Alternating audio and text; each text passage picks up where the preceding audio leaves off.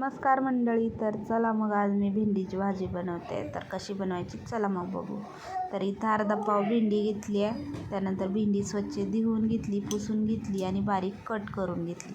त्यानंतर तवा ठेवलेला आहे. तव्यामध्ये 1.5 चमचा तेल घातलं. तेल गरम झाल्यानंतर 1 चमचा जिरे, 1 चमचा मोहरी आणि 5-6 पाकळ्या लसूण असा ठेचून घेतलेला होता तो घालून घेतला.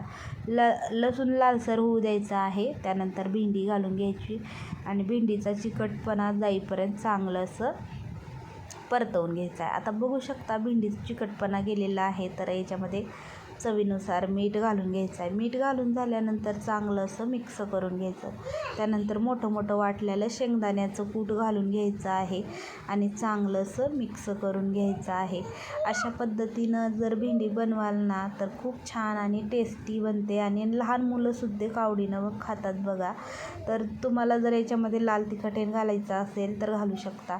त्यानंतर चांगलं मिक्स करून घेतलं आणि प्लेट झाकून 5 मिनटं वाफवून घ्यायचं आहे. 5 मिनटामध्ये भेंडी छान अशी तयार होते. आता 5 मिनटं झालेत आणि छान अशी भेंडीची भाजी तयार आहे. व्हिडिओ आवडला तर लाईक करा, कमेंट करा, शेअर करा.